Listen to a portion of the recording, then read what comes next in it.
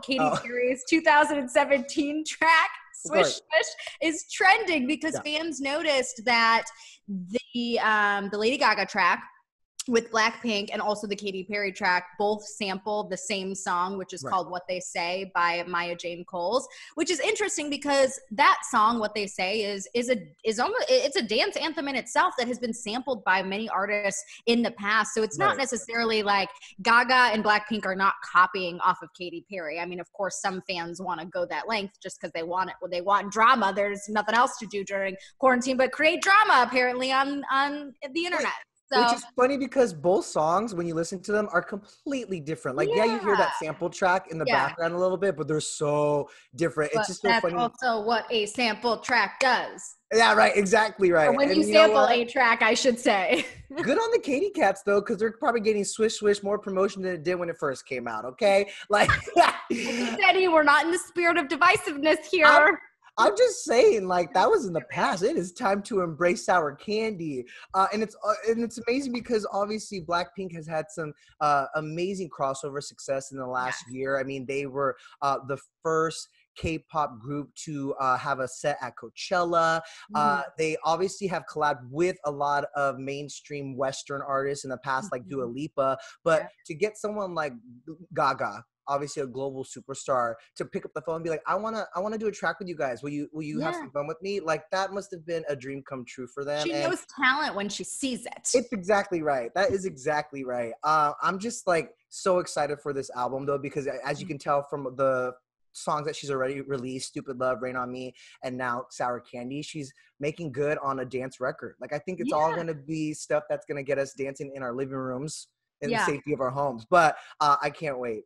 I'm very much a big Joanne era fan of Lady Gaga because I love that softer, more country Western vibes of the music. But I'm not gonna lie, we could all use a good bop right now. But what I love about this is her promo is so hardcore right now, and it's so good and so creative in a time where it's tough because your options are a little bit limited in terms of, you know, obviously we're in quarantine and there's, you know, a lot of restrictions, but she's making do with what she needs to do to get her music out there. Literally get it out there. She actually posted a photo on Instagram, Denny, which I was cracking up. Yeah, it's so good. She was in a delivery truck and the caption said, delivering Chromatica myself to every retailer around the world. In Chromatica, time and distance do not exist. I'm like, wow, she is literally boots on the ground. Boots on the ground, yes. Ready to get this music out. Marketing, and see, here's the thing. So yeah, of course she posted that photo of her like in a delivery truck saying she's delivering the hard copies. And then she just did that spoof on the Weather Channel for Rain on Me with Ari. It's like, this is so good. Like, I'm living for how much fun she's having promoting the music, and it makes me a little bummed out because, you know, my number one queen is Beyonce, and she doesn't do any promo anymore. She just like drops surprise albums, and, you know, this is like a gift for fans, what Gaga's doing, you know? It gets people like riled up and really excited for the release, and I wish I got that from B. I'm just gonna say that. And a gift to the internet, because you see all of these like memes that start and tweets that go viral, including one of them from a Lady Gaga fan account, which this literally had me rolling on the floor laughing. A fan account had tweeted the photo of Gaga in the delivery truck to FedEx. Saying like, oh, this woman ran me over and please help. And the license plate was like PSSY WGN, as in, you know, like, you know, pussy wagon. Which was the license plate that in the car she was driving in telephone with. So like all, you know, obviously from a dedicated Lady Gaga fan, and of course, obviously the Lady Gaga fans would know that seeing the tweet. Well, poor Lisa over at FedEx, Denny, she responded to the tweet. And Can I read it? Yeah, please read it. Please read it in Lisa voice. So FedEx tweeted, "Hello, this is Lisa. I'm sorry to hear of this incident. Please DM as much information as possible. Name, address, phone number, email address, truck number, and if it was a FedEx Express, ground, or home delivery truck so that I can report this to the appropriate station." I'm gonna say it was FedEx Express. Lady Gaga seemed a little antsy to get it out there. Listen, if Gaga's driving the FedEx truck, hit me. Hit me. Shower me with all your music. I don't care. Just do it. You're already like hit me hard with all this amazing, amazing new these new tracks. So I love this era. I love it. FedEx with the great customer service. So we know that they see our tweets and they are responsive. Essential workers, we thank you. Thank you. Oh my God. Too good. Too good. Switching gears to Gaga's other collaborator, Ariana Grande. So Ari has obviously been busy during quarantine as well. She put out the Stuck With You collab with Justin Bieber for charity. And then, of course, Rain on Me. She blessed us with that and the music video. But we're now learning that she's also been spending a lot of quality time with her boyfriend, Dalton Gomez. A source tells ET that Ari and Dalton are in a really good place. And Ariana has had some hesitation about being so public about her relationship with Dalton, as she's seen how this has worn on her past relationships. And I think that's one of the beautiful things about this new thing with Dalton, because he kind of seems like an everyday guy. And obviously, and I think maybe the quarantine had a lot to do with it, but even if it didn't exist, this pandemic, I feel like she would be keeping this one a little more low-key like she has been. Yeah, I mean, you kind of hit the nail on the head there. Like, he seems like a pretty low-key guy. I mean, he's a luxury real estate agent, so he is very normal, you know what I mean? And I feel like normalcy is something that she values. And I mean, just right now, new music, new boo, quarantine looks good on Ariana Grande. I agree. And you know, he was just in that Weather Channel spoof we were talking about, where he was the one like dousing her with water. He's a very hands-on boyfriend. I was saying, I was like, get your person who's down to have fun. Like, yeah, he's a luxury real estate. But he's like, what do you need? Okay, yeah, props. Like, he's like the perfect person in the background for her. And it's amazing to hear, like, according to our source, that they are quarantining together in LA. And there's nothing like there's nothing like having to be sheltering at home that really brings people together, you know, especially these relationships. You know that firsthand. You've been quarantining with your boyfriend. And we're surviving and thriving. Surviving and thriving. Oh my goodness. Meanwhile, I'm over here. My smoothie. What is happening? You shook me that I started dropping my phone. It got me all nervous. He's right here. You know, I can't talk too much about him anymore. I'm trying to keep my relationship low key now. Private, low key. I'm gonna take a page out of Ariana Grande and Taylor Swift's book, and I'm gonna really try and shut someone who literally tags him at all. No, Pranav is not private. Okay, he brought me a matcha. Isn't that sweet? Okay, all right. Back to Ariana. Okay, sorry. Do you love though? I have a question for you. Obviously, you know, her last big relationship. Oh God, Pranav is probably laughing right now. Obviously, you know, one of Ariana Grande's last big relationships was Pete Davidson, who also is in the limelight. And, you know, I feel like that can play a huge role in a relationship in terms of, you know, allowing outside factors to affect a relationship, because there are so many, you know, variables here. Now, obviously, Dalton is this low-key luxury real estate agent. Do you think that you like Ari better with someone who's out of the spotlight?